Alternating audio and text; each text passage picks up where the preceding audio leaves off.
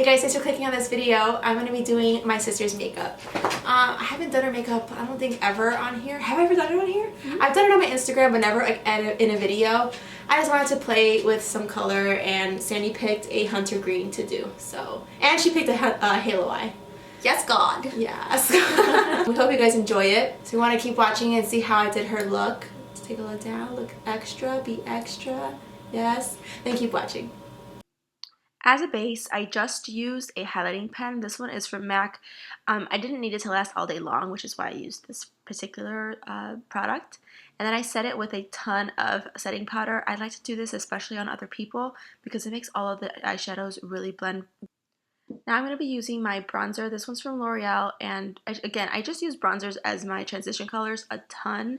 A really good color alternative is Texture by MAC. That's a really great one that I really like to use too. So I'm using this all over the kind of orbital bone area just to make sure that all the other colors I use later on are going to blend that much smoother.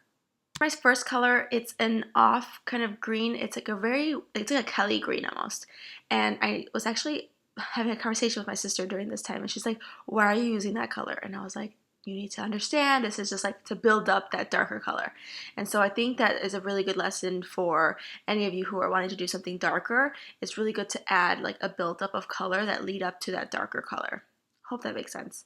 So I'm just using this on the outer creasing, and I'm also adding my specific brush that I use to transition just to kind of go back and forth between those two colors.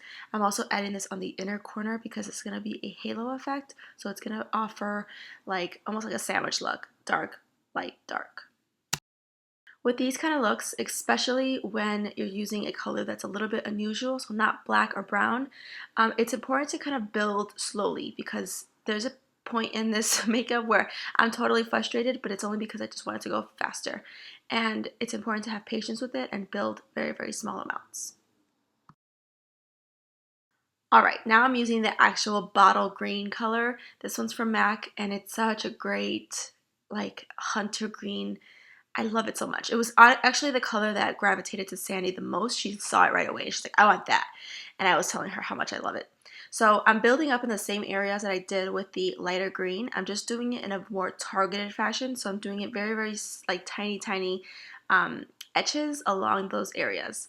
And you're going to see that it doesn't like come off super strong, but again, it does take those small little building blocks in order to get to the depth that you want it to. And then I'm using a tinier brush on the inner corner because the inner corner just needs to be so much more precise, and I've done it before with a fluffy brush and it just did not turn out well. So now at this point, hopefully you've built it up enough and you want to kind of connect those two areas from the outside almost to make like a rounded out crease. And now when you can see right here, I actually dipped my black brush into a bronzer powder because if you find that it's kind of like looking a little patchy, that bronzer shade is always going to help kind of ground it and make it look better. So now at this point, I'm just wiping out any excess that fell out. I didn't do anything on her face quite yet because of this particular reason. This is a Milani quad that I got a while ago. It's like a foiled, creamy highlighting color. And so I'm using it with my finger and pressing it on the center of her eyes. This is the part where eventually you'll see me later correct, but if you're doing this, please make sure that you're having them look directly at you so you can see how even it is. This positioning of my vanity and the lights were so off where it's not usual how I usually do makeup, but I was making it work. But you will see that it's uneven, but eventually you can always correct it by having them look towards you, and then that's when you make sure that it's super even. So I'm setting that with a powder. This one is the Becca Champagne Pop Powder, and I'm putting that all over on the top of it. Now for the face, we've already primed her. She used the Hangover RX. So I'm mixing together the same old. This is a L'Oreal Pro Matte, and then mixed with the Milani Conceal and Perfect. I really like the way this finishes, and it's super perfect. Also, we are very, very close in color, so it definitely helps that we're the same shade. So I was putting this all over her face, and it looked so pretty on her skin. Sandy has very, very great skin, so usually makeup wears on her so much better than on me. One of the more important things to do when working on somebody else is to just use light, small strokes, because usually when you're doing it on your face, you do the whole face and then you like go back. But for this, you just want to make sure you work in smaller sections. For the concealer, I'm using the Master Conceal in medium, and I'm starting lower on the eyes just so that it kind of gives like a brightness to the center of the face. Then I'm building it up closer to her under eye area. You want to make sure that they look up, as far up as possible, not with their head, just with their eyes, and blend it upwards. And then whatever's left on the Beauty Blender, I'm bringing that down on the nose, again, to just add some balance to the brightness and the lightness of the face. And I'm also setting her under eye area with some banana powder. So now that I'm done with the under eye area, I'm going to have her look at me, and this is where I'm like, oh my god, it wasn't even. But that's because I wasn't in a great position to stand and walk around in front and behind her. So I fixed it. Now I'm going to go back in with the dark green, the bottle green, and blending that all on her lower lash line. The lower lash line, honestly, can always use some love. I think almost every girl can really benefit from putting a shadow underneath there. Anyways, and then I'm going to bring that champagne pop in the center of the eye, mimicking the top section that I did with the dark, light dark. To prepare her eyebrows, again, I went back and forth with these two. I'm using the lingering pencil. This one is from MAC. I'm really just using it to fill in sparse areas in the actual brow hairs. I'll go back and shape them later. And then this is the most important part, I think, is clean out those beauty marks so it looks natural. Now I'm going to be using mascara on her eyes. This one is the, what is it called? I think it's the Wet n Wild one, or Jordana. And I'm using it on the top and bottom lashes.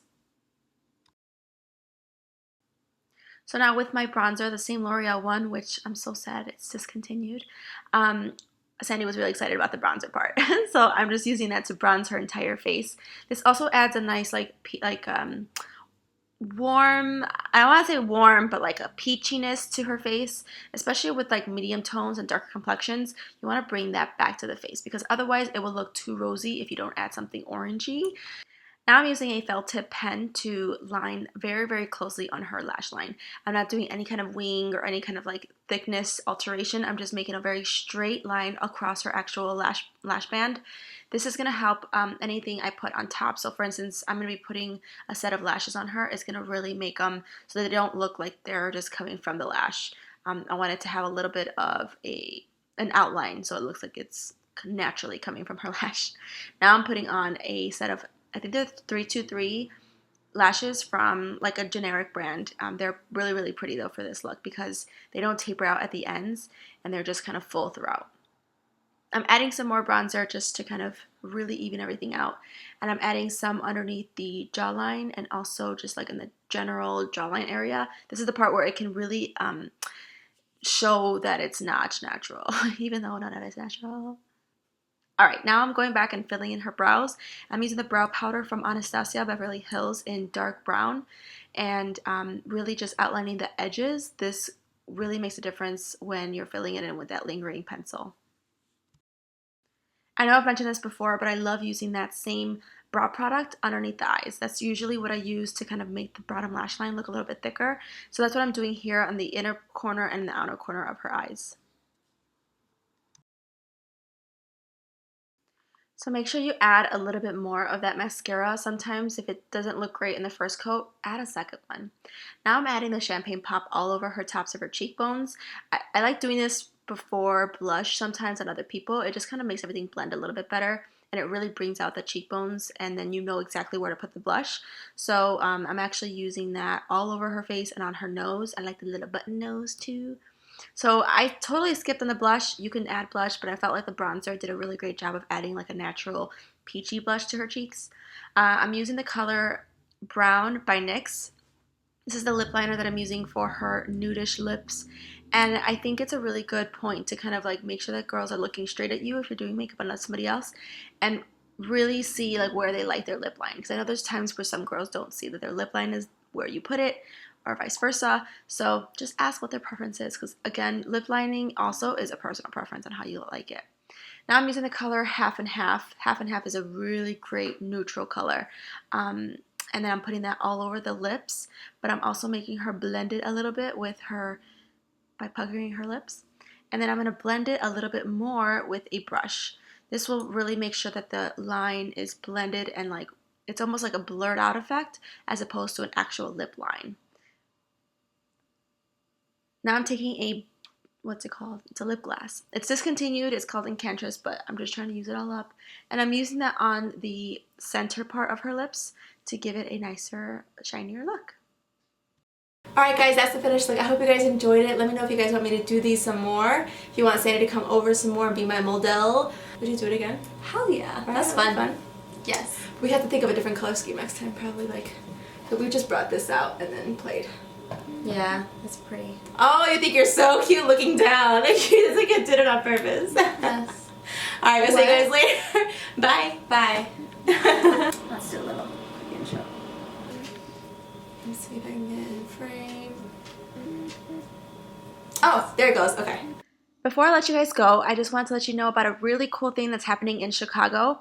On February 11th, which is a Saturday, I'm going to be doing all-day makeovers at the Mac Pro Armitage store. And this is pretty exciting because I usually don't have that with freelancers. So I'm going to be taking over the entire makeup studio and we'll be doing just back-to-back-to-back makeovers. I have more details in the bottom bar. I hope to see you guys there.